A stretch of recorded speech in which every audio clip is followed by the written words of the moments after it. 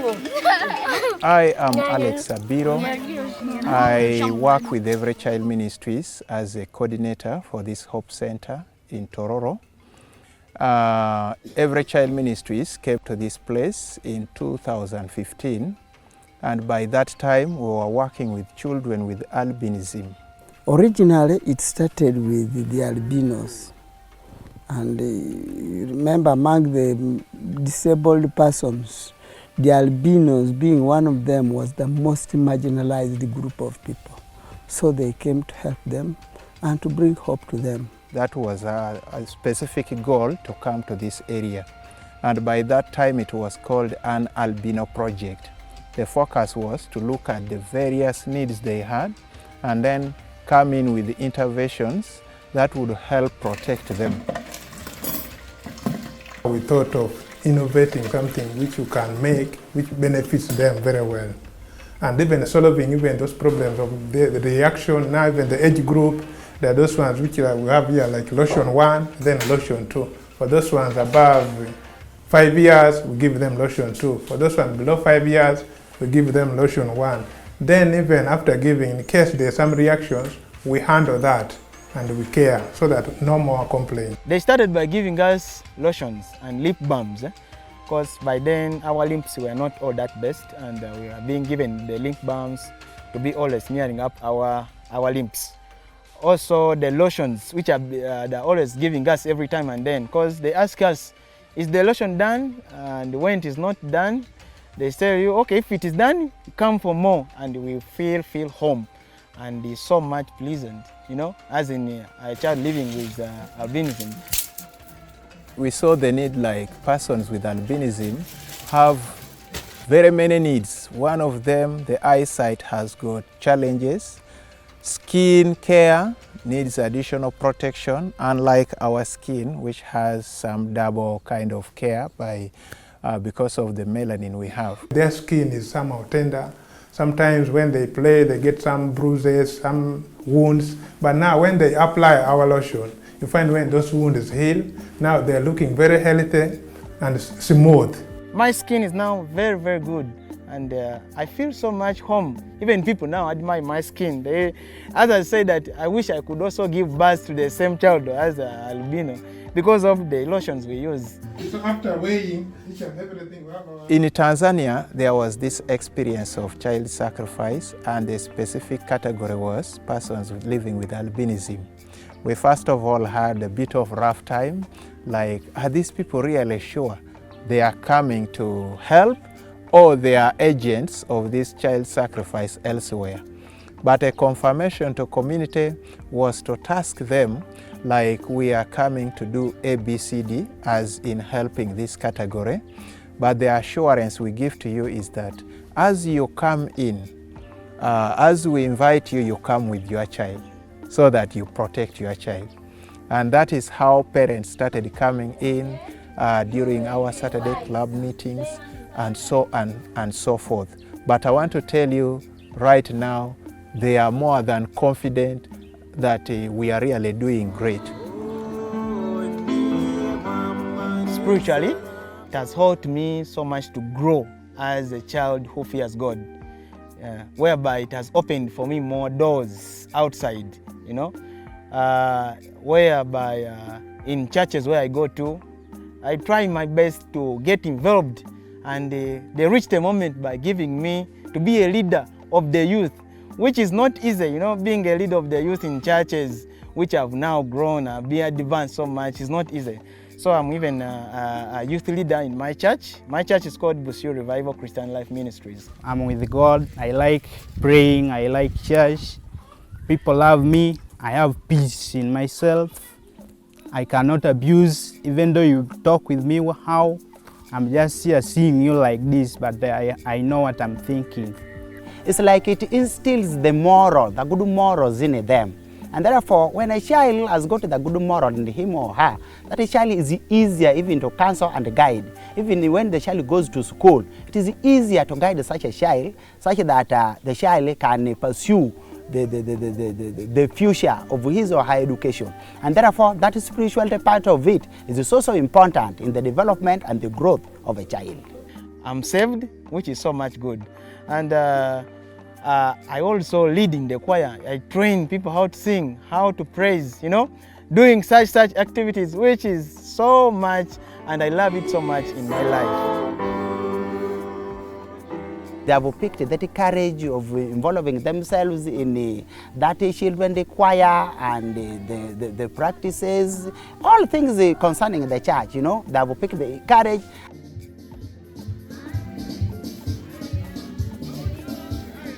As in experience, by the time we came, the very first times we were meeting these people, I want to tell you, children really looked hopeless, and equally the parents. I think stigma was at its peak, and these people had fear, even to move in public. Like recently we were asking them of their past, and then one of them was saying, whenever they could move coming to the Hope Center for club meeting, they could cover their babies so that other people don't look into. Because as they see, everyone gets concerned, what are you carrying? Then if these people had lost hope, I want to tell you, a number of these parents were all kind of stigmatized and were withdrawn. They were really broken in a way that they were not feeling like they are loved by God and then trusted. But I want to tell you right now, as we saw this, during those club meetings. During club meetings, we come mainly to share the word of God with these people, because it is only one way we can encourage these people and making them know that it is a God's well-designed plan to have whatever that we see. Not by mistake that these children are born like that, but it is God's own design in His way. And we make them understand that through this, the Lord made us in a fearful and wonderful way that we don't have to regret. During those camps, whenever we could meet, could see children from different regions with different abilities and disabilities, but they are at school. People actually were not aware of so many things, but with that meeting, created our mindset, our mindset change among us, and how to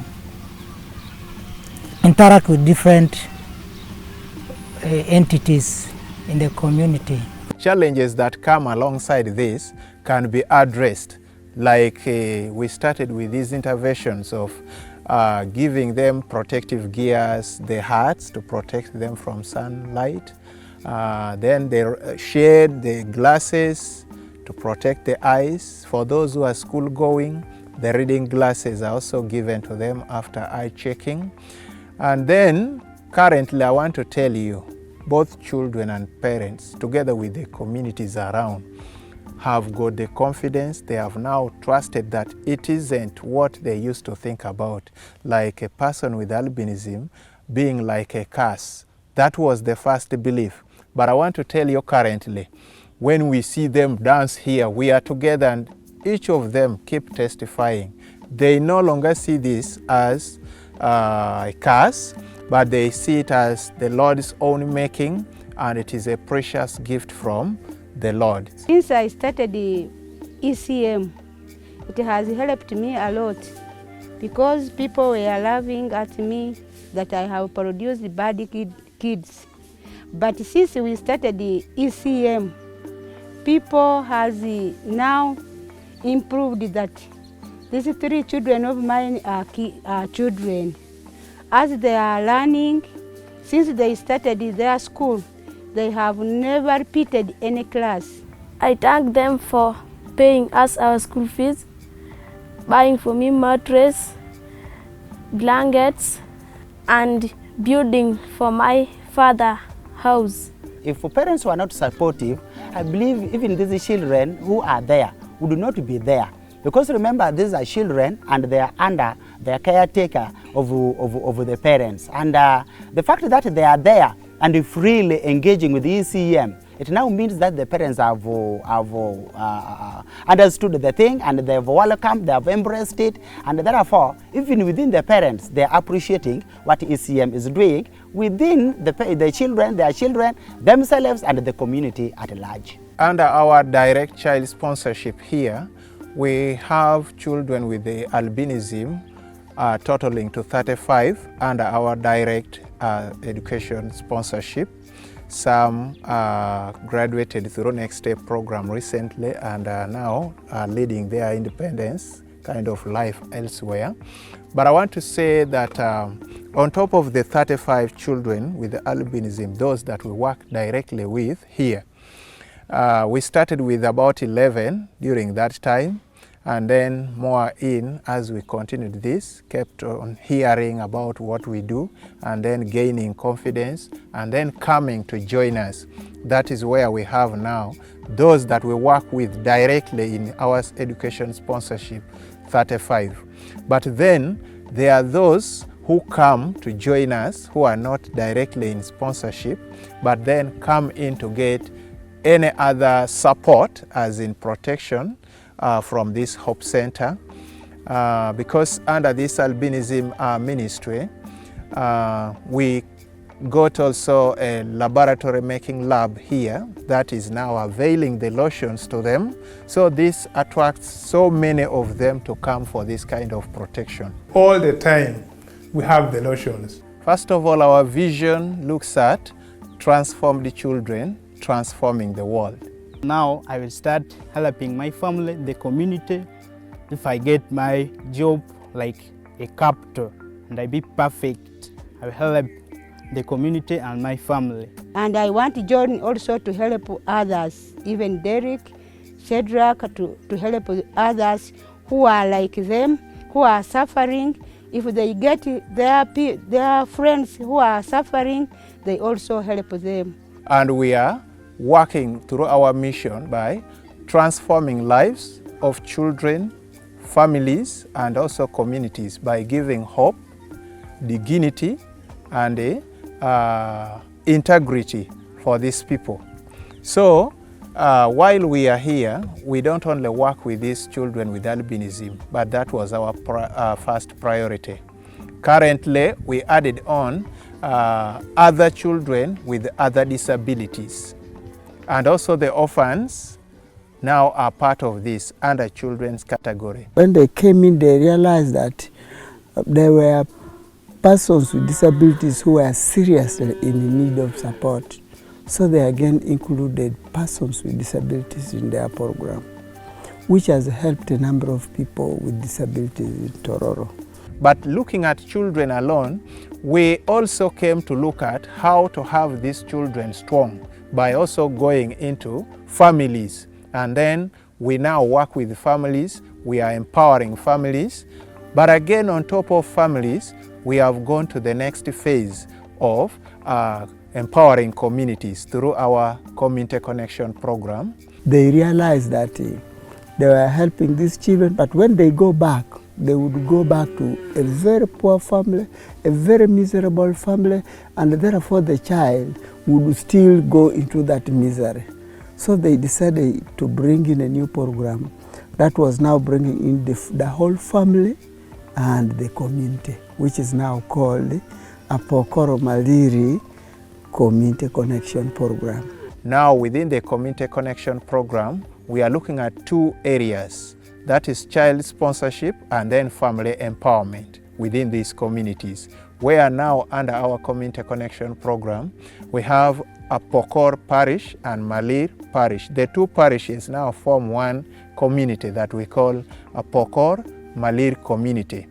And we are now rolling into those two main programs, that is child sponsorship and then family empowerment. Now, since this Community Connection program is just starting, we have enrolled 10 families and then 10 children for child sponsorship, where that is the category we work with. Then under this Community Connection program, we look at working with churches, schools, these institution health centers, local government structures, to see to it that we all come in as a team to make sure these people grow. And we want to see strong communities where children can thrive.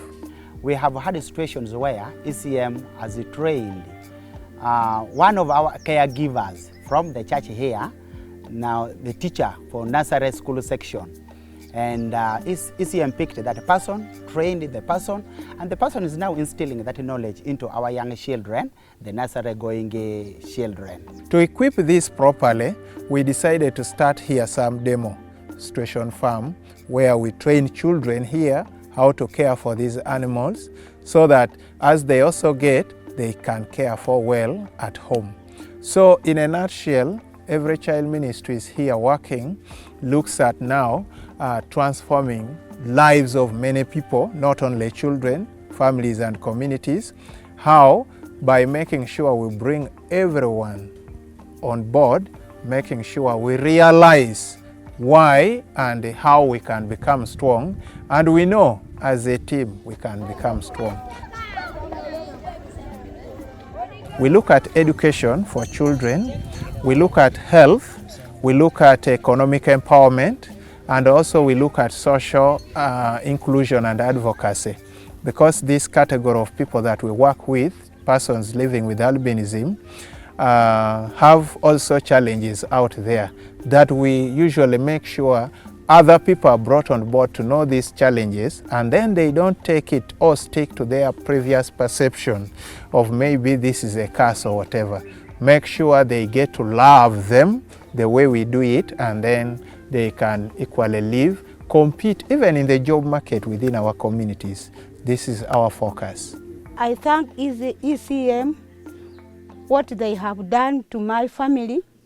I think in front there, I'll be very well and I'll be a rich woman. This will be a model community because right now they have clean water. ECM is concentrating, is giving sponsorship to children. Now it is helping the churches now to build people spiritually.